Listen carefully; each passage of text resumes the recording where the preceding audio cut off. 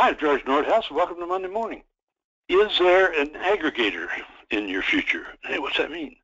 That means, are you going to be part of an agency group of one kind or another in the future?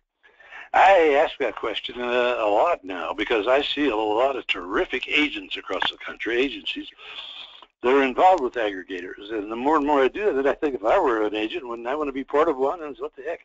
I think the upside is much better than the downside in general, but it's not for everybody, and I know that.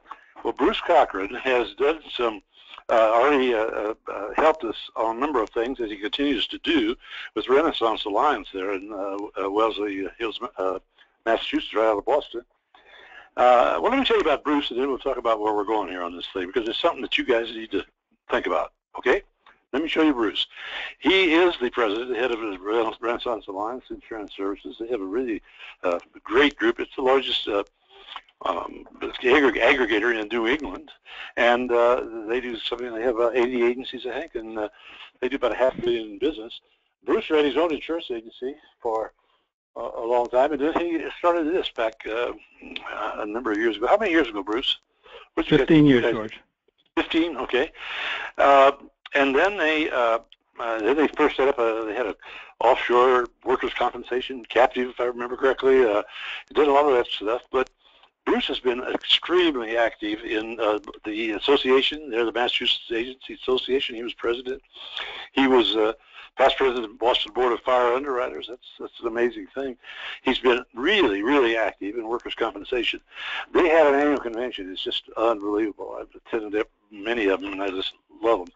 But it's quite an organization, and we'll talk a little bit more about it as we go forward. We've already had Bruce on Monday Morning maybe a year or so ago on this subject, but now everybody needs to answer the question. So, Bruce, where do we go from here? Thank you, George. I'm going to make an assumption here that an agency has already made a determination they want to at least explore the idea of an aggregation. And so what I really want to do here is set the stage by preparing prior to exploring the aggregator themselves and the agency going through a thought process. And then once an agency gets down to looking at an aggregator, I guess the big question is, what does the aggregator do? What do they bring to the table? And what are the advantages of one aggregator? How about that, aggravator? Aggregation over another. Yeah, that happens once in a while. Right. In any event, so before an agency should start this process, you really want to think of what do you want to accomplish. In other words, where do you want to take your agency, and are we going to do it? Are you interested in just sharing markets and profit share, or you want to have it do something else?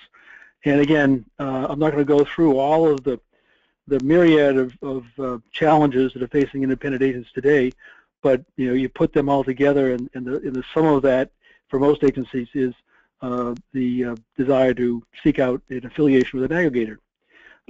So where do you want your agency to go? In other words, what do you want it to be, and can the aggregator that you're looking at get you there? And that's going to be different for every single agency. I want to say that there are dozens and dozens and dozens of aggregators out there countrywide. I think the ones that provide the most value are the ones that are locally oriented, because you adapt themselves to the local climate, the local landscape. As you know, every territory has its differences. But here the agency wants to figure out how does this aggregator fit my game plan? And then you want to ask, what is your pain? Every agency has a pain point. Some of it's markets, some it's not being able to grow because of too many things on their plate. There are a myriad of reasons. And the question is, each individual group you look at, is this group capable of relieving your pain? So I think the simple question that an agency would ask itself to be able to explore all this is to ask themselves, what was the one thing that would make my agency more successful and effective? It would be what? Again, that's different for every single agency. We'll use Renaissance Alliance from time to time in this discussion just as a point of reference, but I tell an agent, Renaissance Alliance is not made for everybody, it's not right for everybody, and so that this is important for the agency to figure out what they want and what they really want to accomplish here. So, big first question to be asked the aggregator is there a vision? Is there does the group have a vision beyond just sharing markets and profit share? You know, what is the stated purpose of the group and the business plan in support of it? I mean, a group without a vision is like a boat without a rudder. You ever seen a boat without a rudder? No, neither have I. And you know, of course, we can't measure the success of our venture without a clear objective, and that's what every group needs to have. Second question is there full-time professional management in place to lead the organization? Or are the leaders of the group voluntary part-timers from among the principals of the member agencies? The typical cluster starts up with 4 or 5 friendly agents getting together. They have dinner, have a few cocktails, shake hands. The next morning, they approach their carriers and say, yesterday we were a standalone agency and today we're a group. Of course, the carriers sitting there scratching their head saying, wait a minute, what do I have today that I didn't have yesterday? That's another discussion altogether. But the point is that in order to be able to make the vision of the group work, there needs to be full-time professional management, because usually what happens in these small groups is the organization of the group is left to the shoulders of one of the volunteer principals. And we all know that the value for that principal is back in his agency, and when push comes to shove, that's where he's going to spend his time. And so the interests of the group in terms of finding the path down to that vision really is left for being an ad hoc kind of an approach. Well, you know that I think about your deal. You have like what, 70 employees working for Reliance. That's huge. Yeah, we have about 62 employees here in Wellesley, but we also have another 15 in China. Oh, that's another story altogether, because we heavily make use of outsourcing for a good number of the processes that we're involved in just at the Renaissance Alliance level, and we're engaging our agents more and more in terms of utilization of that outsourcing capability. I mean, our whole premise is that we want to... You can go out and get professionals. What? Go ahead. You can go out and get professionals in a lot of different things. It don't even have to be in the insurance industry for that matter. I mean, I'm sure most of you have. But you could go out and get an accountant. He doesn't need to be an insurance guy or whatever. But it's professional management. But you can't really do that until you have somebody up above. I got you. Go ahead. Yeah, we could spend a whole day on this one, George. Well, the next question is there an infrastructure in place to support the mission of the group, and proactively further the success of the member agencies? For any kind of efficiencies to be created, the group has to do something collectively or centrally. That requires a team of people to be able to execute on those activities. So the agency wants to explore with the aggregation what is the infrastructure they have in place in order to support the vision of the group. It's very important. Next, is there a support structure? And what is the support structure of the group? How many full-time staff does the aggregation have dedicated to the agency's success? Or do the folks who provide service to the member agency split their time with other ventures? In other words, you need to have people who are focused purely on the success of the group in order to be able to maximize the success. And then ask the aggregator, what kind of governance structure does the group have? Is the group more of a club, or is it a serious business venture? I think that an agency grouping and aggregation needs to be serious in its objectives and the way that it implements it. And you can't run an organization like that by committee. That's why trade associations really aren't set up to be able to do what an aggregation can accomplish. It needs to be a full-time business venture. Let me ask something about that, Boyd. Do you have a committee or committees of your 8 members who? Oh, we have a communication structure that's as long as your arm. We have councils, regional councils, state councils. We have a centralized producer advisory council. The key is communication, but not to lose sight of the ability to be able to implement on that vision. You can't deal in a governance structure running a business by the least common denominator. So the next question you want to ask the group are what are the services that are provided to members of the group? For instance, sales and promotional support, marketing and placing of commercial line support, specialized expertise, workers' compensation, construction, so on and so forth. Group buying economies, are they available? How about data management support and systems and IT support? These are just touching on some of the big issues that agencies have today, but an agency wants to know what kind of support they're going to get to be able to maximize their success with the group. And that goes along with creativity, innovation, and technology. We all know that we're involved in a huge change process today. I mean, the rate of change is faster today than it ever has, and it's just getting faster and faster. And a great deal of the improvement along that process has to do with both technology and innovation and the use of technology. So this is where an agency really wants to zero in on what kind of support this group is going to provide them in these critical areas. And really, going along with that is, does the group have a means by which they can perform what I call the research and development process? There aren't too many agencies I know of who systematically and structurally think 2 years, 5 years, 10 years out. What are we going to be doing 5 years out? What are we going to be doing 10 years out?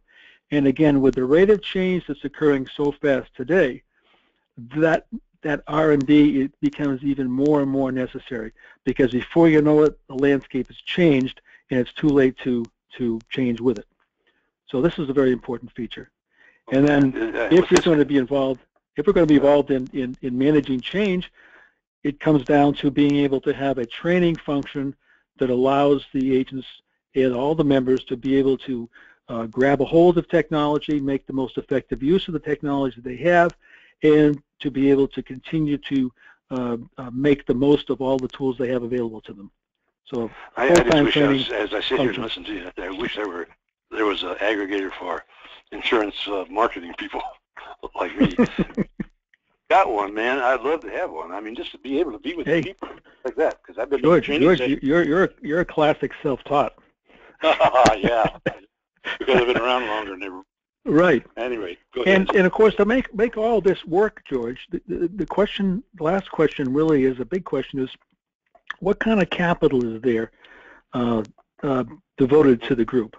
In other words, in order to be able to do these things, to implement these things, provide these services, and to be able to have that kind of infrastructure and support mechanism, is there capital devoted to the group? And where does that capital come from, and therefore, who is behind that capital? That's very important for the prospective members of a group. And one thing that people don't like to think of course, is divorces. In any really good contract, there's a very good termination clause, and that's something that every agency really needs to explore with each aggregation. I mean, there are some termination clauses out there that are quite frankly Machiavellian in nature. There are groups that own a portion of the agency's book. I've seen contracts like that. I've also seen contracts where the group charges a termination fee. I'm not talking about a termination fee mid-term. I'm talking about the end of the contract, say it's a 5-year contract, and then there's a big fee, just not to have the advantage of not being able to renew. Kind of counterintuitive. And then I see groups that require 2 years to terminate the relationship. Our organization feels very strongly that if we're going to champion independence of independent agencies, agents really have to have the ability to be able to control their destiny. Just as an example, the termination clause in our agreement with our agencies, we call it the no-fault divorce clause. If an agency wants to go back to being a standalone agency again, all they have to do is send me a message, email, even if it's text. telling me in 6 months we get a 180-day clause. That's 6 months I want to be a standalone agency again, and that's it. No showing cause, no lawyers. I mean, fortunately, we haven't had very many of these, so we don't have much experience with it. But again, the point is that unless an agency has the ability to control their own destiny, decide what he or she is going to do next month, next year, 5 years from now, they're no longer independent. And so this is a very important point for any agency to explore. Let me ask a question. So if an agency retires, Bruce, if you got one to retire in your organization, like Renaissance, well, of course, but you don't buy the agencies ever, do you? No, we don't.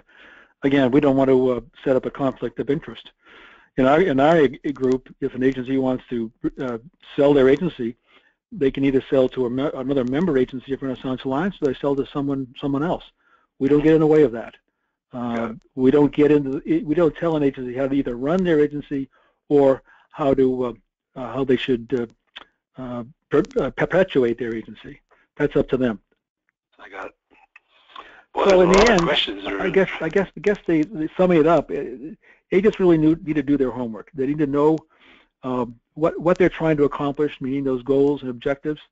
They need to survey the groups available in their territory, talk to members of the group. The agents already there. That's talk to the members of the group. They're the best ones to find out really what's going on.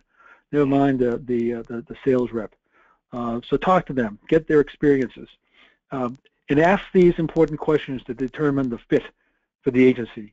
Again, I'll emphasize that there are as many different aggregations as there are aggregations out there, and that's the beauty of independence, being an independent agent, is that the same thing holds true for independent agents, to know what independent agents are like. So each agency really needs to figure out what they want to do, what they want to accomplish, and try to find a grouping, if that's what their plan is, that fits their needs. And I would say this is a very important process because as things are changing so fast, the future of agencies may be riding on it. Well, I think you're right. And you're up there. The unique thing about yours is that you're doing this for us because not because you're looking for agencies up there. When I say up there, I mean Northeast. You're in basically Massachusetts, Connecticut, New Hampshire, what? Yeah, Rhode Island. And Rhode Island, right? Yeah, and you're doing this because you want to pass it along. And I appreciate that very much because well, incidentally, if somebody wants to call you, will you help them, or will you give them guide them to the right place? Absolutely. I mean, this is all about agents helping each other. This is a very, very common, since the first day agencies came into this business. And you share ideas. And so if someone has a question, has a concern, want to throw an idea around, please feel free to give me a call or drop me an email. Good. I think it's a great thing. And also, if you want to know more and you're really serious about it, go to that list of our Monday mornings, and you go all the way back. I mean, about a year ago or so, Bruce did a couple of them that are really good. It goes into more depth there on the aggregators. So look at those too, because those are really good. And Bruce has been very helpful to us. As a matter of fact, this is a unique week. As I was telling Bruce, for our new basics program, we have a great new Monday morning type thing that you Monday morning people won't get, because it goes right on into the basics program. And the basics program, if you go to the agencies online, see the list of menu items, you just go to basics and you'll see that. And but it's on workers' compensation. John Koppelman is really, really good, and he did that for us. And so Bruce is going to be providing other people who are experts in their area of business so that they can help us build basics too. So Bruce, on behalf of all of us, my friend, thank you for everything you do. Well, okay? My pleasure, George. All right. I'll see the rest of you Monday morning.